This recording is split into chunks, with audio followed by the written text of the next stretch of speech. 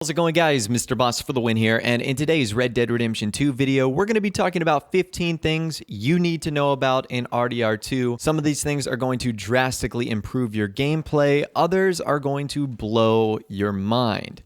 So anyways, let's jump into this and let's get it started today.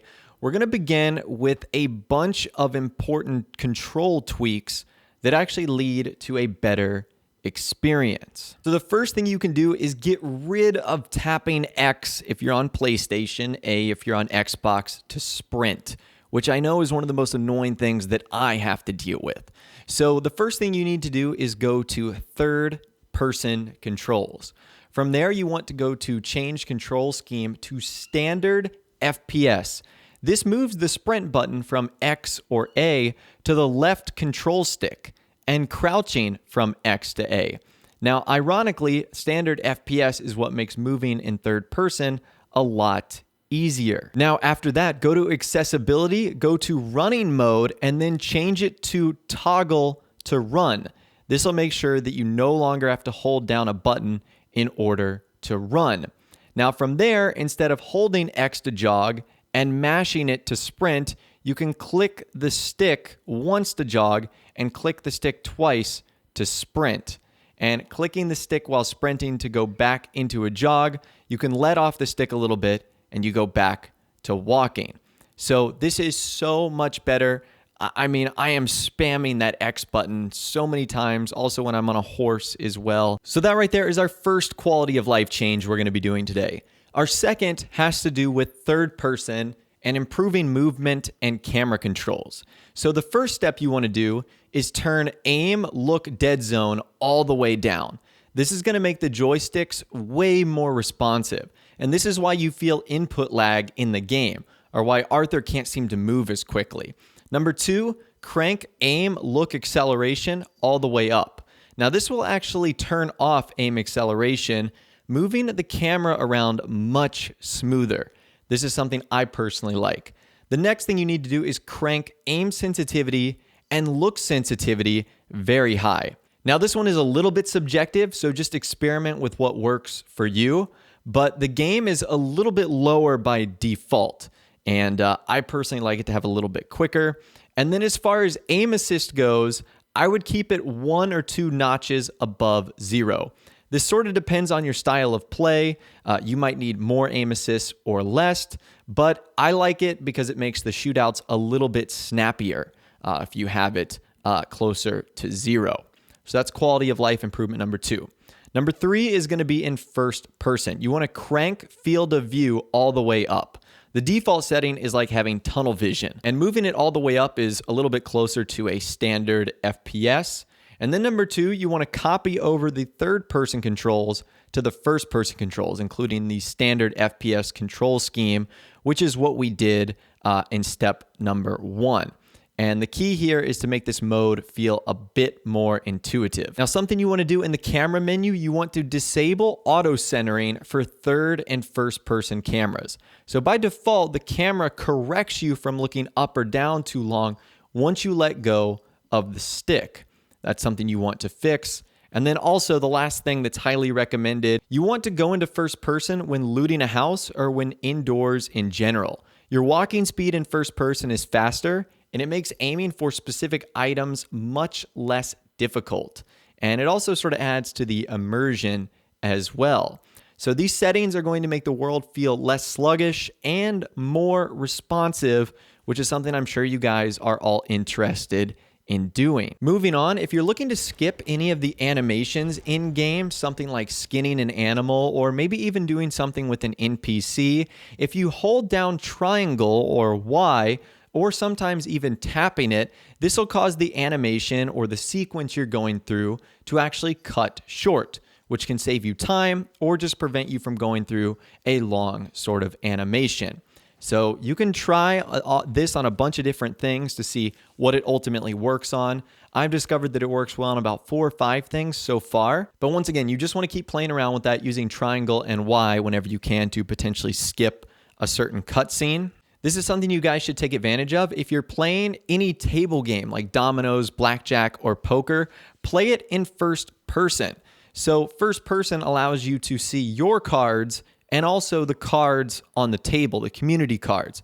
So for example, for poker terms, it would allow you to see your cards that are in your hand, but also the 5 cards that would be laid out for everyone to see.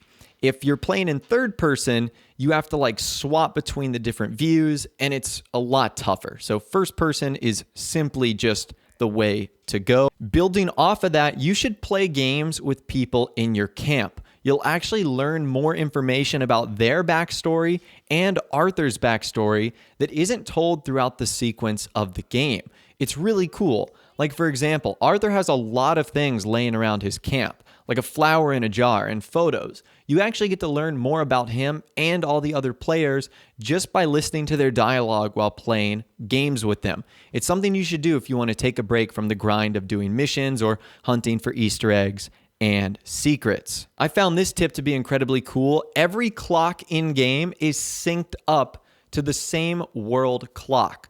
So if you see a clock in Saint Denis or a clock on a wall or the pocket watch you might pull out of your satchel, that is all going to be synced up to the exact same time in game. And now you don't have to hit down on the D-pad every single time you want to tell the time. It makes for a little bit more of an immersive experience. Speaking of an immersive experience, did you know that the world of Red Dead Redemption 2 is dynamic in 3 specific locations? So these places are called event areas, and they change over time as you progress through the different chapters. There's 3 of them in game. The first is the Appleseed Timber Company, which you're going to see a lot of trees at the start, and by the end, there's going to be no trees. It's going to be completely cleared. The second one is Caster's Ridge, which is a home that someone is ultimately building near Valentine. I'm sure you guys have seen him building this. And the third one is the Central Union Railroad Camp. And by the end of the game, a railroad is actually completed, and the entire crew and camp are gone that were working on it. So it's really cool. The world actually changes and is dynamic. I think that is super unique. Let's move on to some cool tips for weapons. If you actually get close enough to someone, you can perform an execution. So what you want to do is whoever you're targeting, whether that's a lawman, enemy, or civilian, if you go up to them with your weapon aimed, you then hit triangle to rob them, or you just simply get close enough, Arthur will perform an execution flourish. And these are pretty brutal. Let's just say that.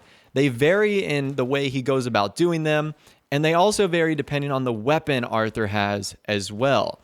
So if you want some fun ways to kill people, I would recommend that you try one of these executions because it is one of the funniest, well, I guess it depends on whose side you're on. It's one of the coolest things in the game to ultimately see. Another amazing feature I had no idea about was something you could do to repeaters.